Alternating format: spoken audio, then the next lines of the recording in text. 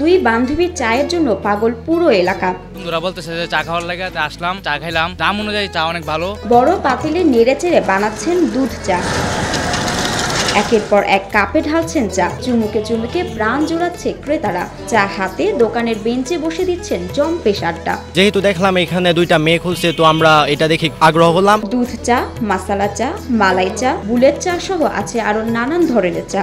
একই সাথে পাওয়া যায় বেশ কয়েক রকমের জুস, প্রতিটির মূল্য 20 থেকে 50 টাকা। ছাত্রছাত্রীদের কথা মাথায় রেখে চা জুসের দাম নির্ধারণ করা হয়েছে বলে দাবি করেন উদ্যোক্তা তরি। খুব আহামরি একটা যে স্টুডেন্টের কাছে টাকা থাকে না সেটা আমি ভালো করে জানি, যেহেতু আমি পড়াশোনা করছি, স্টুডেন্ট। তো ওই জিনিসটা মাথায় রেখে আমি আমার দোকানের সকল জিনিসের প্রাইসটা করছি খুবই রিজনেবল। ময়মনসিংহের জয়নুল আবেদিন পার্কে দুই বান্ধবী গড়ে তুলেছেন চা ও জুসের স্টল। সারাদিন দোকান চালান, কাজের ফাঁকে কিছুটা সময় পেলে ফোনে সেরে নেন পড়াশোনা। কাজ গুছিয়ে সন্ধ্যার পর বাড়ি ফিরে সেরে নেন বাকি পড়ালেখা। দুই উদ্যোক্তা বান্ধবী একই বিষয়ে ছাত্রী হওয়ায় ব্যবসা ও পড়াশোনার কিছুটা সুবিধা হয় বলে মনে করেন তারা।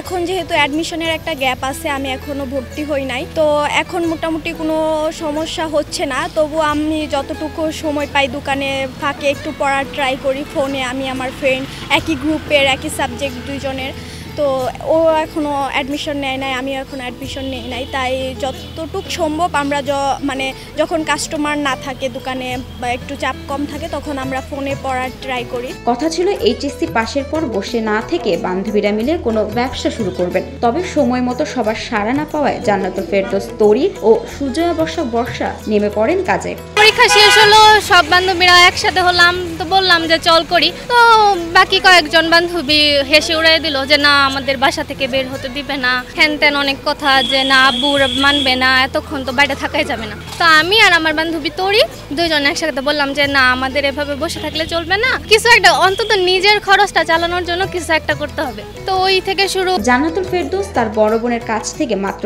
80,000 টাকার পুঁজি নিয়ে শুরু করেন ব্যবসা। মোটামুটি সবকিছু কমপ্লিট করতে প্রায় 80,000 টাকার মতো খরচ হয়েছে। মোটামুটি ভালোই আমাদের সেল হয়। মনের জোরে শুরু করা ব্যবসায় কঠোর পরিশ্রম আর একাগ্রতায় দ্রুতই সাড়া দেন স্থানীয়রা। দিনে দিনে পরিচিতি বাড়তে থাকে বেচা বিক্রির পরিমাণ, যার ফলে মাত্র 1.5 মাসে লাভের মুখ দেখে দুই বান্ধবীর সাধের ব্যবসা। প্রতিদিন যা ইনভেস্ট করি তার অর্ধেক থাকে। ইনভেস্টে বাজারের টাকা অর্ধেক আর প্রফিট অর্ধেক, এরকম মানে পুষে মোটামুটি ভালো আলহামদুলিল্লাহ। মেয়ে হয়ে বিজনেস করবেন, চায়ের দোকান দেবেন, তা মানতে পারছিলেন না তরি ও বর্ষার পরিবার। কিছুটা বিব্রত হয়েছিলেন তাদের পরিবার, তবে শেষমেশ মেয়েদের পাশে দাঁড়িয়েছেন তাদের মায়েরা।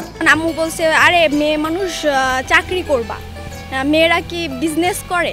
তারপর আব্বুকে বলার পর আব্বু বলছে আরো বড় হও, তারপর এখন তোমাকে টাকা দিব, কি করবা কি না করবা, এখান থেকে কিছু আসবে না আসবে, শুধু টাকা পয়সা নষ্ট। শুরুর দিকে কেউ একটা খুব মেনে নিলেন যে ও মা 30 স্টল এটা পার্কে, এটা কিভাবে সম্ভব? আমি বললাম মা দেখো কোনো কাজে ছোট না, 30 স্টল তো কি হয়েছে, এটা অন্যরকম, যেহেতু আমরা নারী উদ্যোক্তা হব আর আমাদের দেখা দেখি আরো 5টা মেয়ে এগিয়ে আসবে। তো এই নিয়ে আমি এক প্রকার বাধ্য হয়ে জোর করেই বাসা থেকে বের হয়ে আমি এই দোকানে আসা স্টার্ট করলাম। তরি ও বর্ষার সাজানো গোছানো এই দোকানের নাম বিলাসী। বান্ধবীর পরামর্শে কথাশিল্পী শরৎচন্দ্র চট্টোপাধ্যায়ের ছোট গল্প বিলাসীর নামে নাম রাখেন তারা।